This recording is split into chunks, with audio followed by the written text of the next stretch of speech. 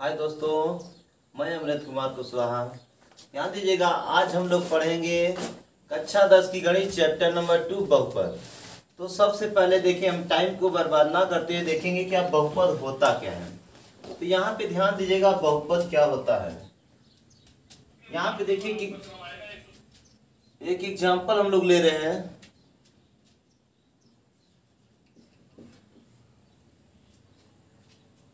जैसे देखिए, x square लिखा है, ये पहला हो गया। दूसरा हो गया 5x स्क्वायर प्लस 2 हो गया।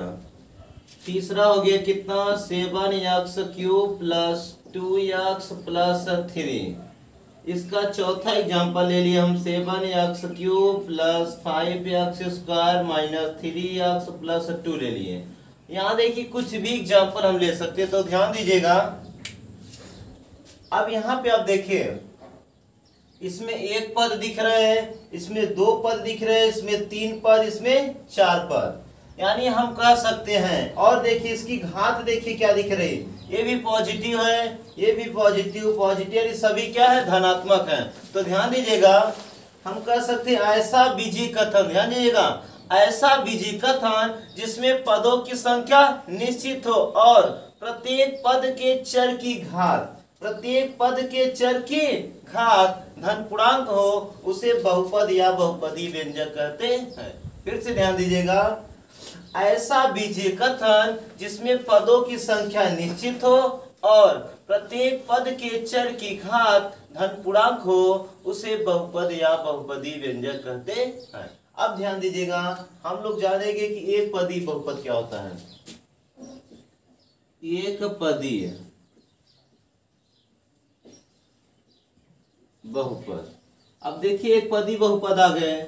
यहाँ पे देखिए एग्जांपल देख लीजिए, जैसे 5x क्यूब लिखा है, 3x स्क्वायर लिखा है, 9xy लिखा है, कुछ भी लिखा है। अब यहाँ देखिए कितने पद दिख रहे हैं, एक पद दिख रहा है। यानी हम कह सकते हैं कि ऐसा बहुपद जिसमें केवल एक पद हो, ऐसा बहुपद जिसमें केवल एक पद हो, उसे एक पदी बहुपद कहते हैं। द्विपदी बहुपद देखिए क्या होगा, द्विपदीय बहुपद, बहुपद। अब यहां ध्यान दीजिएगा, द्वि का मतलब दो, अब पदी मतलब पद, बहुपद तो बहुपद हो गया। यानी एग्जाम्पल में ध्यान दीजिएगा, जैसे 5x plus 2, 7x cube minus 3, कुछ भी ले लिया जाए। अब इसमें ध्यान दीजिएगा क्या दिख रहा है, इसमें दिख रहा है कि हमें दो पद दिख रहे हैं। यानी कह सकते हैं ऐसा बहुपद जिसमें दो पद हो, उसे द्विपदी बहुपद कहते हैं। अब देखिए यहां से आते हम लोग त्रिपदी में, त्रिपदीय बहुपद। देखिए त्रिपदी बहुपद हमारे पास क्या है, जैसे एग्जांपल में ले लिए 7x cube plus 2x plus 2, और दूसरा एग्जांपल ले लिए 2x square plus 3x minus 4। अब यहाँ देखिए तीन पद दिख रहे हैं, क्या कह सकते हैं, ऐसा बहुपद जिसमें तीन पद हो, उसे त्रिपदीय बहुपद कहते हैं। फिर से ध्यान दीजिएगा, ऐसा बहुपद जिसमें तीन पद हो, उसे त्रिपदीय बहुपद कहते हैं। आगे ध्यान दीजिएगा, इसी प्रकार यदि चार पदी कह देगा तो उसमें क्या करेंगे, इसे जोड़ते जाएंगे। यानी ऐसा बहुपद जिसमें क्या हो, चार पद हो, उसे चतुर्थ पदी बहुपद। पांच पद आ जाएगा तो क्या करेंगे, ऐसा बहुपद जिसमें पांच पद हो, उसे पांच पदी बहुपद कहते। अब ध्यान दीजिएगा, हम लोग देखेंगे बहुपद की घात। चलिए ध्यान दीजिएगा, बहुपद की घात। अब यहाँ देखिए बहुपद की घात का एग्जाम्पल देखेंगे हम लोग, जैसे 5x cube plus 2x plus 3। इसमें घात पूछ लिया जाए तो घात देखिए, सबसे बड़ी घात क्या दिख रही है हमें, 3। दूसरा एग्जांपल मान लीजिए लेते हैं, 7x की power 5 plus 2x cube plus 3x square plus 2। अब यहाँ देखिए घात क्या मिलेगी हमें, यहाँ से घात हमें मिल जाएगी। देखिए सबसे बड़ी घात कितनी दिख रही है, 5। यानी यहां से ध्यान दीजिएगा, हम लोग क्या कहेंगे कि बहुपद की घात होगी क्या। यहाँ देखिए एग्जाम्पल से हम लोग परिभाषा बनाएंगे, यानी किसी दिए गए बहुपद में ध्यान दीजिएगा किसी दिए गए बहुपद में चर की सबसे बड़ी घात बहुपद की घात कहलाती है। फिर से ध्यान दीजिएगा, किसी दिए गए बहुपद में चर की सबसे बड़ी घात बहुपद की घात कहलाती है। अब यहां से थोड़ा सा बात निकल के आती चर। जब हम लोग बहुपद पढ़ रहे तब वहां भी चर चर कर रहा था, यहां भी चर चर कर रहा है। तो चर होता क्या, ध्यान दीजिएगा, हम लोग जानेंगे चर क्या होता है। देखिए चर होता ही क्या है, यानी चर राशियां क्या होती है।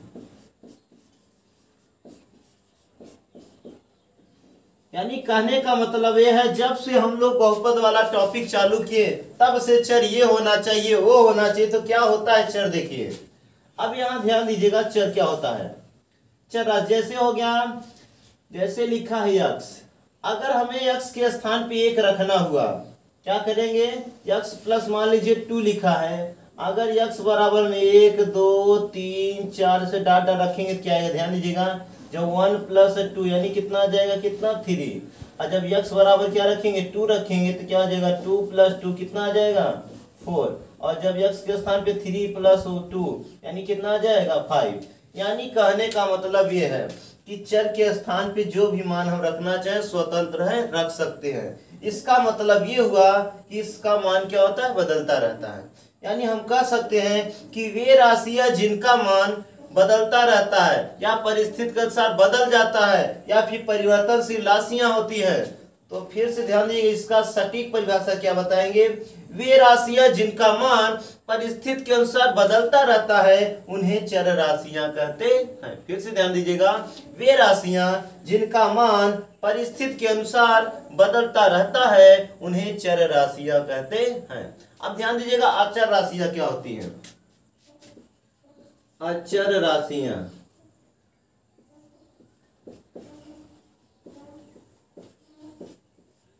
अचर राशियां देखिए क्या होगी। अचर राशियों में जैसे हो गया 1 2 3 4 5 डॉट डॉट। यानी ध्यान दीजिएगा, अगर 1 लिखा है तो हम उसे 2 नहीं कह सकते हैं, और 2 लिखा है तो हम उसे 3 नहीं पढ़ सकते हैं, और 4 लिखा है तो हम कभी उसे 5 नहीं पढ़ सकते।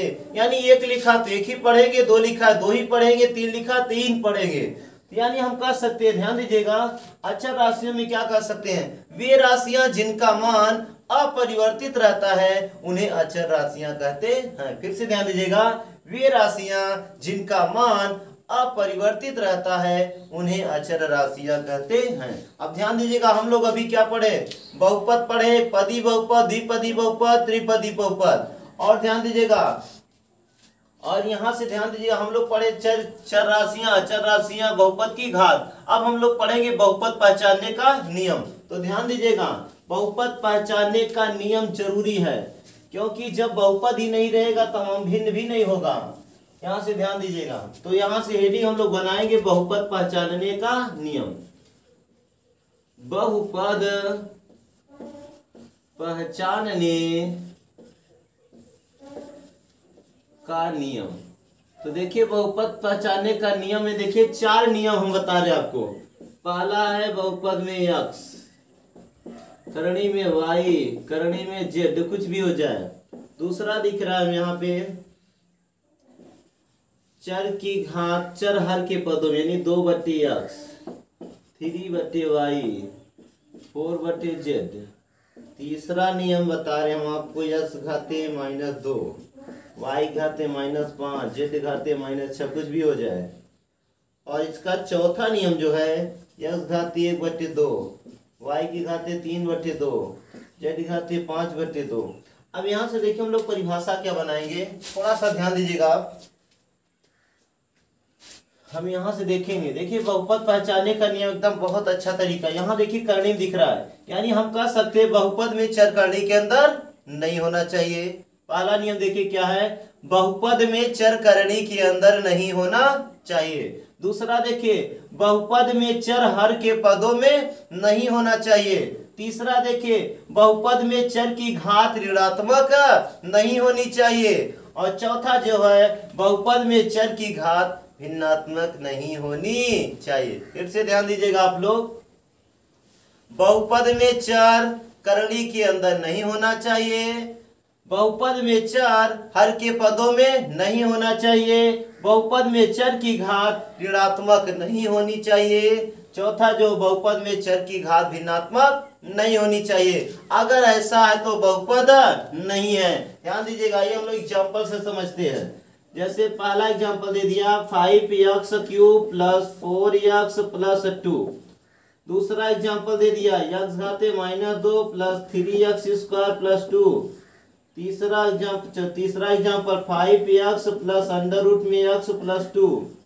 अगला दे दिया x³ plus 5x minus √2 x plus 3x² अब माइनस √x। अगला ध्यान दीजिएगा 2 प्लस x 5/x। अब यहां से थोड़ा सा ध्यान दीजिएगा, ये देखिए ना तो इसकी चर, देखिए ना तो चर कड़ी में अंदर है, ना तो हर में है, ना तो भिन्नात्मक है, ना तो ऋणात्मक, यानी ये क्या बहुपद है। यहाँ देखिए घात क्या हो गई, ऋणात्मक हो गई, ये बहुपद नहीं है। यहाँ देखिए चर कर्णिक आ गया, अंदर आ गया, ये भी बहुपद नहीं है। यहाँ पे ध्यान दीजिएगा ये बहुपद है हमारा। ध्यान दीजिएगा यहाँ पे लड़के ज्यादातर गलती करते, क्यों कहेंगे देखिए कड़ी के अंदर है, लेकिन पहचानेंगे नहीं, ये तो हमारा अक्षर है, हमसे अक्षर से क्या लेना देना, हमसे चर से मतलब है, तो ये बहुपद है। यहाँ पे ध्यान दीजिएगा, ये देखिए करणी के अंदर बैठा हुआ, इसका मतलब ये बहुपद नहीं है। अब यहाँ देखिए हर के पदों में दिख रहा है, अगर हर के पदों में दिख रहा तो ये भी बहुपद नहीं है। अब हम लोग पढ़ेंगे, ध्यान दीजिएगा थोड़ा सा आगे, घातांक सिद्धांत।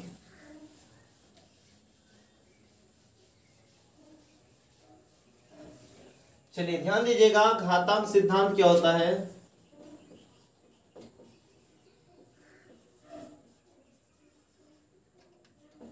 घातांक सिद्धांत थोड़ा सा ध्यान दीजिएगा, अगर घातांक सिद्धांत नहीं आएगा तो बीजगणित नहीं आएगी बिल्कुल। यानी कहने का मतलब है घातांक सिद्धांत का संबंध किससे है, बीजगणित से। तो ध्यान दीजिएगा घातांक सिद्धांत होता क्या है, जैसे 5x² प्लस 2x² बराबर क्या आ जाएगा, 5 2 7x²। दूसरा देखिए 7x² माइनस 3x², आ गया कितना हमारे पास 4x²। अगला देखिए तीसरा x² गुणते x³, आगे देखिए x घाते 5 हो गया, x घाते 2, x घाते मान लीजिए 5 भागे x घाते कितना 3 आएगा, x घाते कितना 2। अगला है x घाते 2 के घाते 3, आ जाएगा 2 की x घाते कितना 2 3 6। आगे है जैसे x घाते कितना 0, इसका मान क्या गया 1। अब यहाँ से देखिए हम लोग परिभाषा बताएंगे, और परिभाषा हमारा एक कविता के माध्यम से बताएंगे। ध्यान दीजिएगा, आप कविता मत भूलिएगा। तो देखिए घातांक सिद्धांत होता क्या है, यहाँ पे देखिए प्लस का चिन्ह दिख रहा है, ध्यान दीजिएगा काय का प्लस का यानी जोड़ का चिन्ह, यहाँ पे काय का चिन्ह दिख रहा है माइनस का, और घात देखिए 5 2 कितना हो गया 7, लेकिन घात हमारी दो थी तो 2 ही है। यानी हम कह सकते हैं क्या, देखिए जोड़ घटाने में ना तो घाते जुड़ती है और ना तो घाते घटती है, गुणा में घाते जुड़ती है और भाग में घाते घटती हैं। यदि घात का भी घात तो उनका आपस में गुणा करते हैं, और यदि घातों का मान 0 हो तो उसका मान हम 1 लिखते हैं। ध्यान दीजिएगा, फिर से ध्यान दीजिए, जोड़ घटाने में ना तो घाते जुड़ती है और ना तो घाते घटती हैं, गुणा में घाते जुड़ती है और भाग में घाते घटती हैं। यदि घात का भी घात हो उनका हम आपस में गुणा करते हैं, और यदि घातों का मान 0 हो तो उसका मान हमें लिखते हैं। ध्यान दीजिएगा, अब ध्यान दीजिएगा, अब हम लोग पढ़ेंगे सजाती पद क्या होते हैं और विजाती पद क्या होते हैं।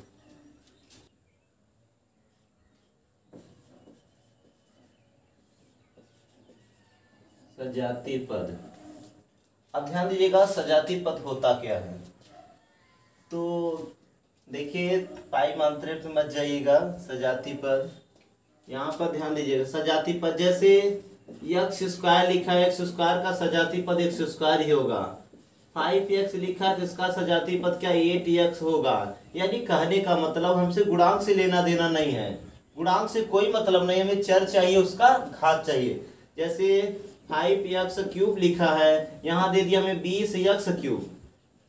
तो ये मत डरिए कि यहाँ 20 है यहाँ पे 5 है, उससे हमसे मतलब नहीं है। यानी हमें क्या चाहिए, केवल चर और चर की घात से मतलब है।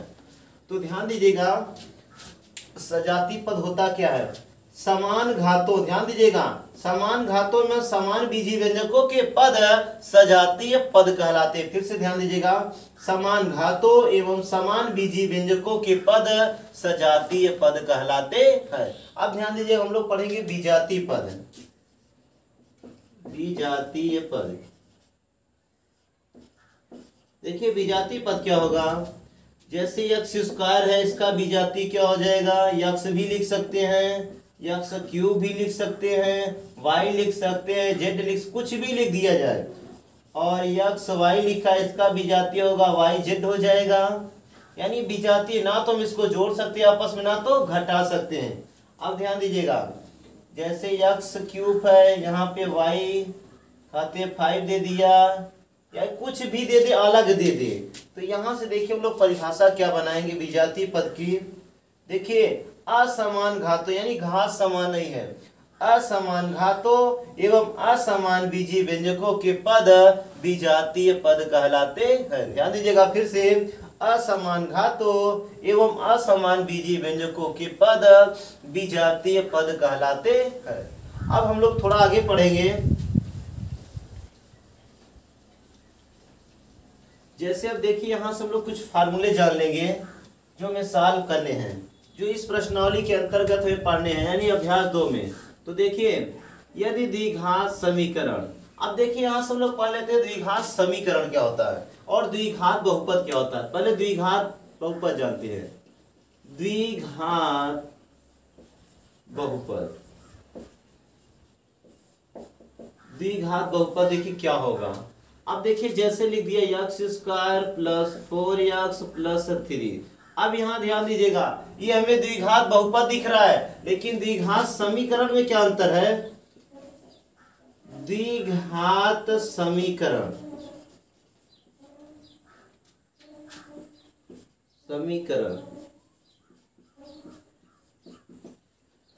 x² + 4x + 3 = 0। अब यहाँ पे आप समझ सकते हो, यहाँ देखिए ये बहुपद सेम वही चीज लिखा है, ये भी सेम वही लिखा है, लेकिन हम इसको बहुपद करें, इसको क्या कर रहे हैं, समीकरण। ऐसा क्यों, ध्यान दीजिएगा, यहाँ पर देखिए 2 पक्ष नहीं दिख रहे हैं और यहाँ पर 2 पक्ष दिख रहे हैं। यानी हम कह सकते हैं ऐसा बहुपद जिसमें चर की सबसे बड़ी घात 2 हो, उसे द्विघात बहुपद कहते हैं। और यहाँ पर हम कहेंगे ऐसा समीकरण जिसमें चर की सबसे बड़ी घात 2 हो, उसे क्या कहते हैं, द्विघात समीकरण कहते हैं।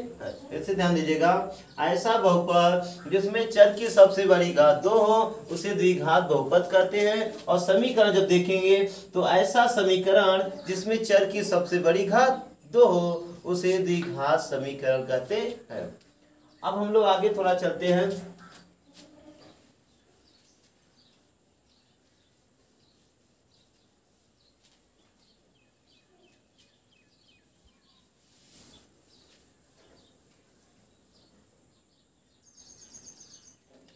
चलिए ध्यान दीजिएगा, यदि द्विघात समीकरण, यदि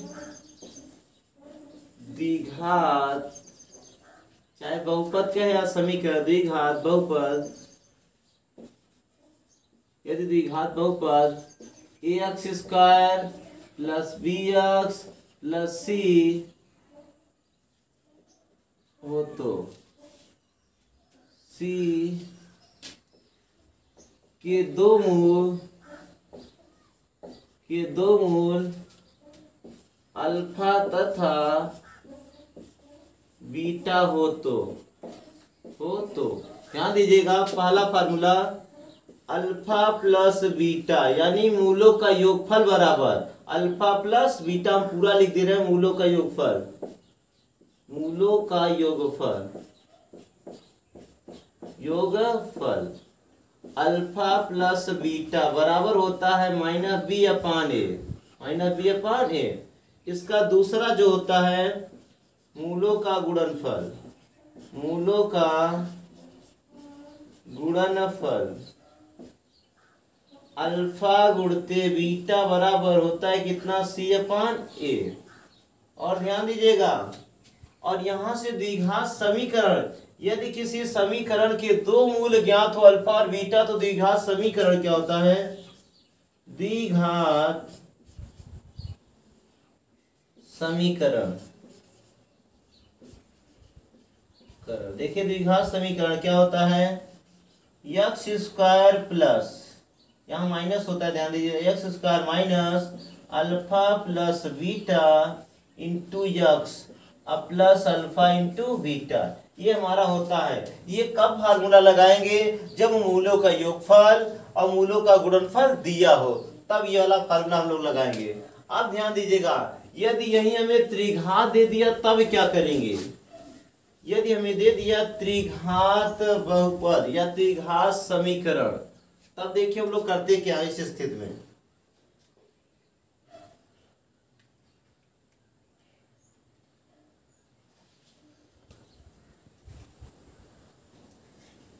चलिए ध्यान दीजिएगा, अगर ये त्रिघात दे दिया तब क्या होगा, त्रिघात बहुपद,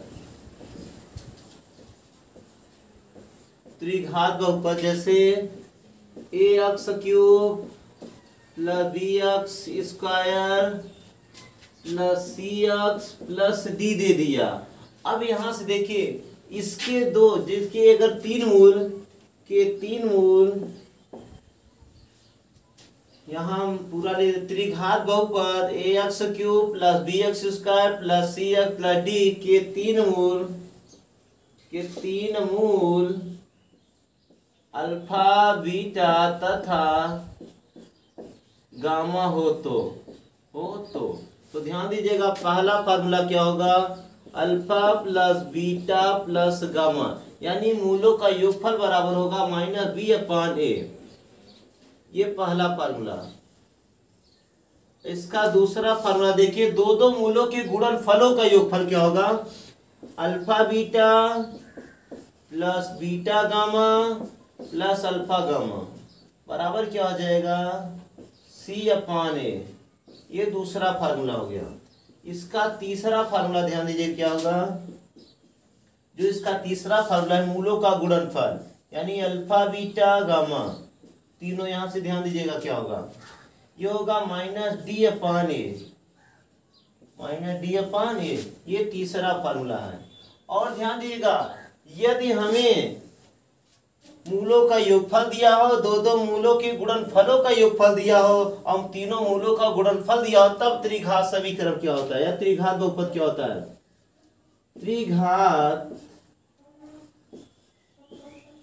बहुपद। देखिए तब त्रिघात बहुपद क्या होगा, x cube minus alpha plus beta plus gamma into x square plus alpha beta plus beta gamma plus gamma alpha into x plus alpha beta gamma, ये फार्मूला होगा। ध्यान दीजिएगा,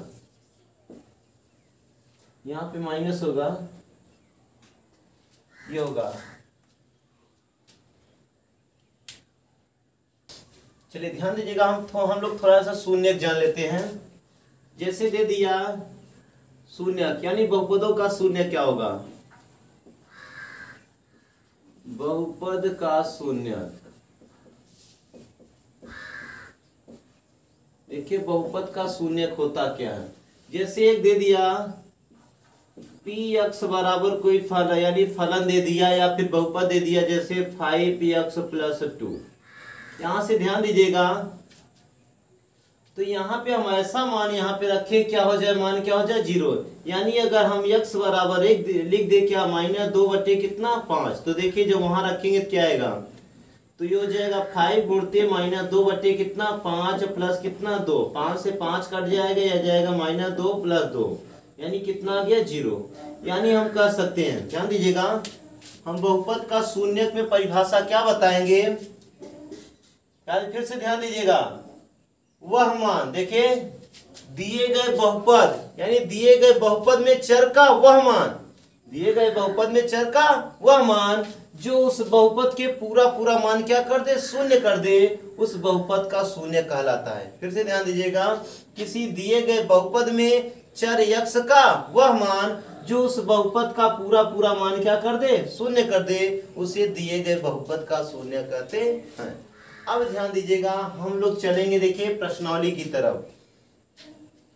अब हम लोग एक प्रश्नावली समझेंगे, ध्यान दीजिएगा। पहली प्रश्नावली को इसी टॉपिक में हल करेंगे, तो चलिए हम लोग हल करते हैं। चलिए ध्यान दीजिएगा, प्रश्नावली पढ़ने से पहले 2-3 फार्मूले छूटे हैं, अब हम उसको पढ़ लेते हैं। थोड़ा ध्यान दीजिएगा, जैसे हमें दे दिया एलसीएम और एचसीएफ की चर्चा किया, तो ध्यान दीजिएगा, यदि दो संख्याएं दी हैं ए गुणते बी, ध्यान दीजिएगा ए और बी क्या है, दो संख्याएं हैं, तो इनका एलसीएम क्या होगा, ध्यान दीजिएगा एलसीएम गुणते एचसीएफ।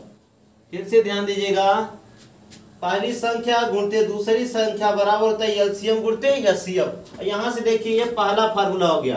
दूसरा फार्मूला यहां से जब हम बनाएंगे तो पहली संख्या बराबर क्या मिलेगा, एलसीएम गुणते एचसीएफ बटे कितना, बी यानी दूसरी संख्या।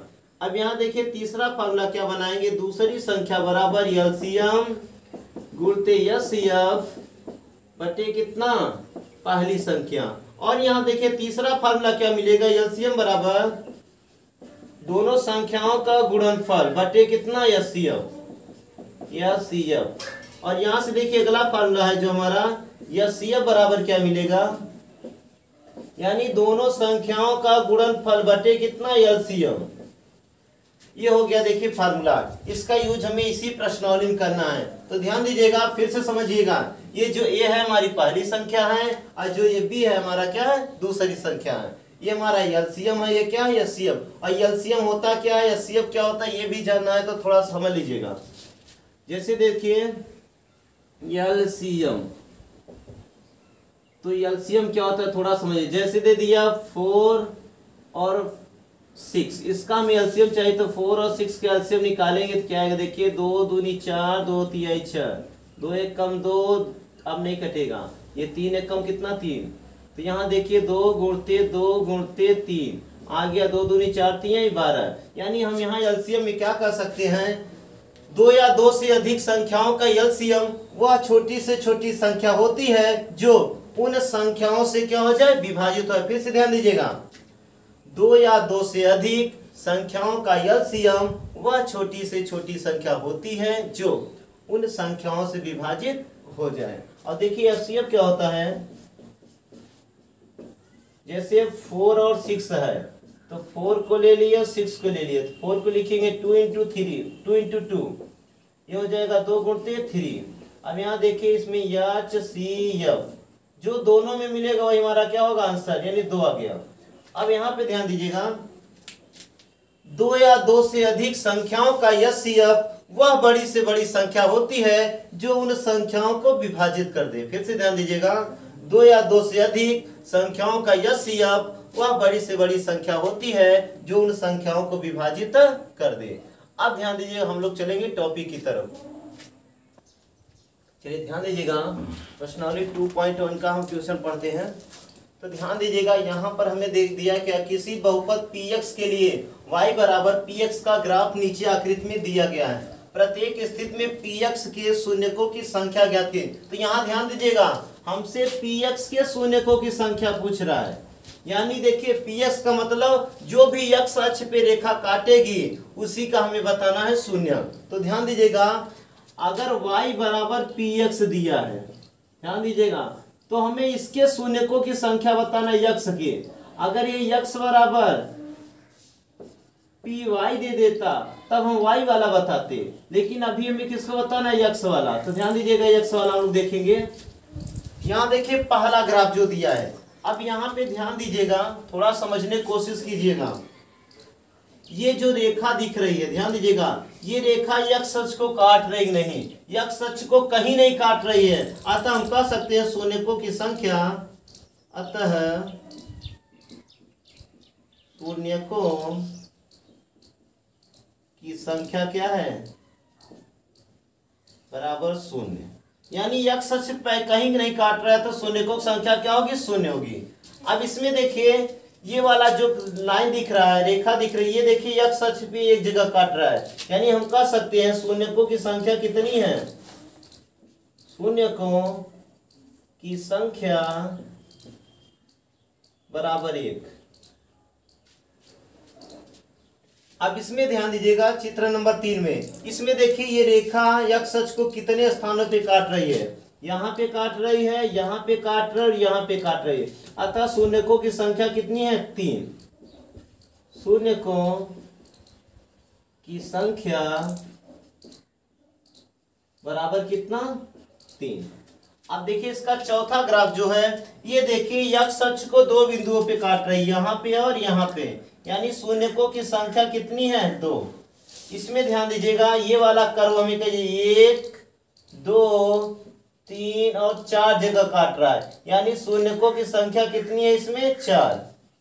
इसमें ध्यान दीजिएगा ये यक्स अक्ष को कितने स्थानों पे स्पर्श कर रहा है, देखिए 1 यहाँ पे कर रहा है, 2 3, यानी 3 स्थानों पे, इसमें शून्यकों की संख्या कितनी होगी, 3। यानी यहां से हमारी ये प्रश्नावली क्या होती है, समाप्त।